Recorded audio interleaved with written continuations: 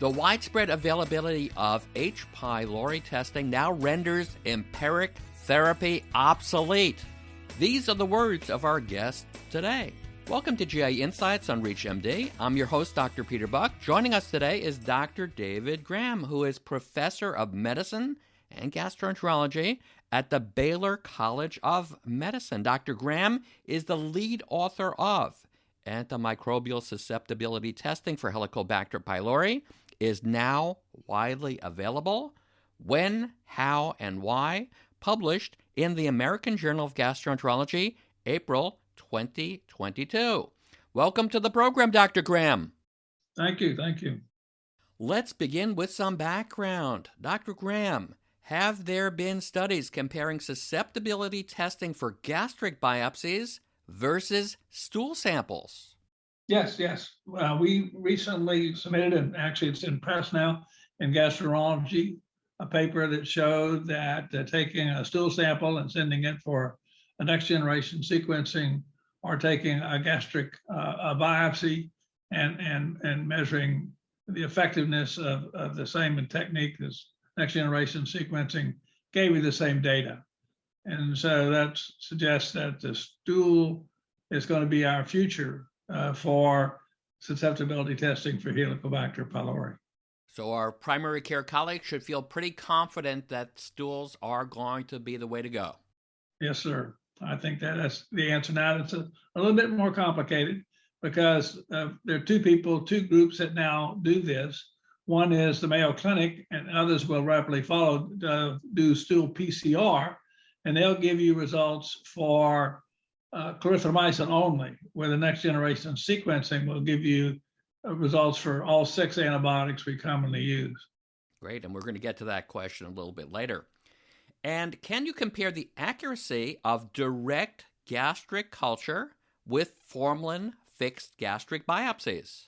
That study's also been done and published in Gastroenterology, and the answer was yes. The results were very comparable between the two methods, suggesting that culture or next generation sequencing will give you approximately the same answer and makes it very easy to choose a therapy. And that should be a wonderful key for our gastroenterology colleagues out there who want to get some more information from those fixed gastric biopsies. So let's move on to this. You can discuss the importance of patient engagement in H. pylori therapy. Well, patients actually the key, because the medicines or the therapies are somewhat complicated, and if the patients don't take them, it won't work. And particularly with drugs like combinations like the bismuth quadruple therapy, which is going to have side effects in a significant proportion of the patients, it's really important that they take those drugs. And we find that compliance or adherence has been a problem, but it can be improved simply by telling the patient beforehand what the problems might be, giving them written information, giving them a number to call when they have problems, and they can get through this, and their willingness to finish the whole protocol is going to give you a lot better cure rates. And part of that thing is pill burden. We always talk about that with my medical students, the pill burden that's out there, which is significant. And also the factor that if they only complete part of the therapy, there's going to be resistance. Absolutely. And the resistance is our problem. It's an increasingly significant problem. Besides that, resistance, as you know, is responsible now for antibiotic resistance. Bugs are resistant. Antibiotic resistant organisms are now responsible for an increasing number of deaths when patients are treated for other diseases. So, Dr. Graham, how will the future use of vonoprazan, a potassium-competitive acid blocker, change your proposed treatment algorithm? Well, vonoprazan has some significant advantages. It really has no advantage over PPIs for the traditional therapies. Where it has its big advantage is it allows one to get the pH up in the stomach and allows one to use amoxicillin dual therapy. The current approved therapy didn't achieve that. It got relatively poor cure rates.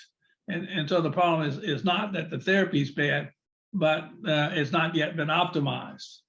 So it's not a current therapy, even though it's approved, it's a future therapy. Thank you very much for that one. For those just tuning in, you're listening to GI Insights on ReachMD. I'm Dr. Peter Buch, and I'm speaking with Dr. David Graham about antimicrobial testing for Helicobacter pylori. So there are lots of audience members there wondering how they can obtain this testing for their patients. So what do you suggest? Well, it's not terribly difficult nowadays because you can expect that the laboratory, the major laboratory, for example, the Mayo Clinic or Quest, et cetera, that you normally use to send off your unusual specimens now does culture. So you could query that laboratory and ask them, do they do culture, and if they do, get the details and follow those details. The other way is to use American Molecular Laboratory, which does the next generation sequencing, and they do stool or fresh biopsies or even formalin-fixed biopsies with good results for the 6 antibiotics and provide you same service. And the elephant in the room, of course, is, do third-party payers cover susceptibility testing? The answer is generally yes, but not always. But they will soon, because all of the laboratories are now offering it, and therefore, patients and doctors are starting to demand it, and so they will be covering it. The advantage of the stool testing, and it's really only now currently available at 2 places, and that's American Molecular Laboratories and the Mayo Clinic. Mayo Clinic only offering it for clarithromycin, and that's offered as a what's called a reflexive testing. So if you send your stool specimen and it's negative, they just do a stool antigen, and the patient only gets charged for the stool antigen. But if it's positive, they reflexively send it over and do susceptibility testing.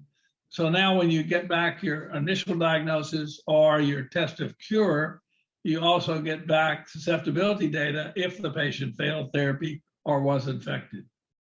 Very important information for all of our audience members to understand. So before we conclude, are there any other thoughts you would like to share with our audience today? Well, this is really a major change in our thinking. And we're going to find that all the clarithromycin-containing therapies are obsolete. And our attempts to use multiple drugs like concomitant therapy, et cetera, were just failures. And with this susceptibility-based approach, we will be able to cure almost everyone. Now, really, it's in 2 groups, because we can still use either the bismuth quadruple therapy or the rifabutin triple therapy as empiric therapy, because currently resistance is very, very low, and you don't gain much by susceptibility testing. But if you want to use clarithromycin or metronidazole or levofloxacin, you need to have susceptibility testing. And that, the exception would be metronidazole as part of 14-day bismuth quadruple therapy.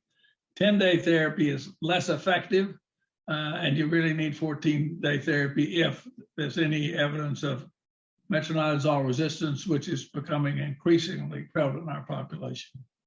This discussion represents a tectonic change in our approach to H. pylori. I want to thank my guest, Dr. David Graham, for this noteworthy podcast. Dr. Graham, it was a pleasure having you on the program.